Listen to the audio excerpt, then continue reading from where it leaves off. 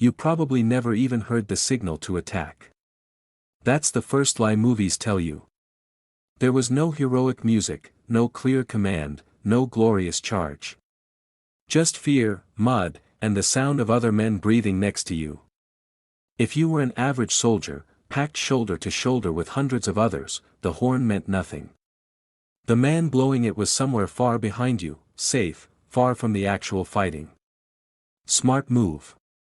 Medieval horn players lived longer than almost anyone else, right behind the kings who started the wars. You stood in formation for hours.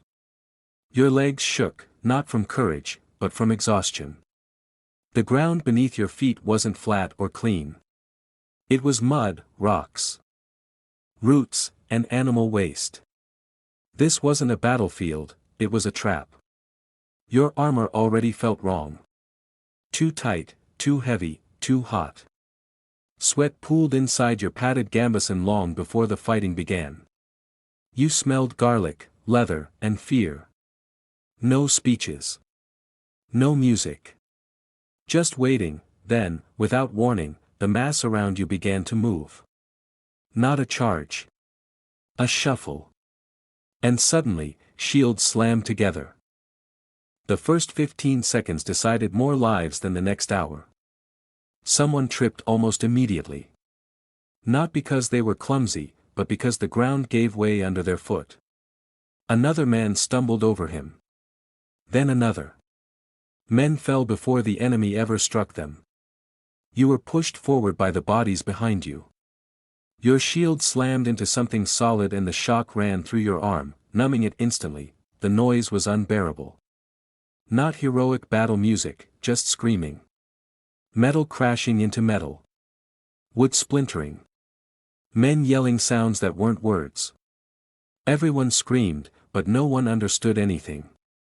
Studies show most men scream involuntarily in combat, not to communicate, but to force fear out of their bodies. You smelled blood almost immediately. Warm. Metallic. Someone vomited next to you. No one reacted. 2 minutes into the fight, every plan was gone. There was only one rule left. Do not fall. Because the man who fell in front of you never got back up.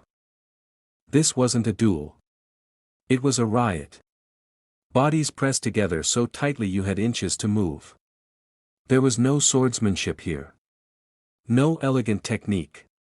Just stabbing forward, shoving with shields, swinging whatever part of your weapon you could move. 5 against 1 wasn't dishonorable. It was survival. You saw terrified faces for a second before they vanished under piles of men. The ground became slick. Mud turned dark. Your foot slipped slightly and panic exploded in your chest. Falling meant trampling. Suffocation. Archaeologists still find bodies face down in inches of mud with no visible wounds. They weren't killed by blades. They were crushed, someone slammed into you from the side. You lost balance. You fell. Boots crashed into your back. A shield edge clipped your helmet. Hands grabbed at you, not to help, but to use you to stay upright. You had seconds. Somehow, you got back up. Most medieval weapons weren't made to look good. They were made to break you. Axes hacked through shields and bone with brutal efficiency. Easy to use. Hard to pull free. Many men died trying to wrench their weapons loose from wood or flesh. Spears dominated the battlefield. Cheap, long, deadly. But in this chaos, they stabbed allies as often as enemies. Swords were rare. Expensive. Many snapped or bent on impact. Maces solved a problem swords couldn't. Armor. They didn't cut. They crushed. A helmet dented inward and the man inside collapsed without a sound. Some fighters gripped their swords by the blade and swung the handle like a hammer. They called it the murder stroke. Probably the most honest name in combat history. Your weapon struck something solid. It got stuck. You pulled. It didn't come free, you didn't realize you were wounded. That's how it happened. There was no dramatic moment. Just weakness. The human body holds about 10 pints of blood. Lose 2 and consciousness begins to fade. Armor helped, but blunt force went straight through it. Bones shattered inside intact armor.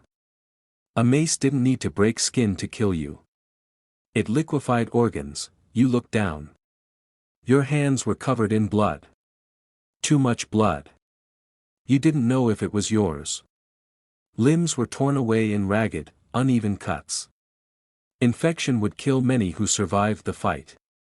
There were no medics. Wounds were tied off with belts. Burned shut with heated blades. Amputation was common, not because it was best, but because it was fast. For every man who died in battle, 3 more would die later. Your vision narrowed. But the battle didn't care. After 10 minutes, your brain stopped working. You no longer knew where you were or which way was forward. Colors meant nothing. Everyone was covered in blood and mud. Friend and enemy looked the same. You swung at movement. That was it. Time broke apart. Minutes stretched into hours. Hours vanished in seconds. People stopped looking human. They became shapes. Threats. This was battle mind. Your body moved on instinct while your thoughts faded. Later, if you survived, you wouldn't remember what you did, then you heard it. Someone running. Most medieval soldiers didn't die fighting. They died running. Panic spread fast. Once one man broke, others followed. About 40% of medieval armies fled before battles reached their peak. This wasn't shameful to common soldiers. There was a saying. The graveyard is full of heroes. The tavern is full of runners. Men faked death. Hid under bodies. One survived by crawling inside a dead horse. Armor made escape harder. Knights collapsed after 100 yards, lungs burning, legs useless. Many were killed from behind. Eventually, the noise faded. Not into cheers. Into silence. Survivors sat where they stood, too exhausted to speak. Victory wasn't celebrated. You were alive.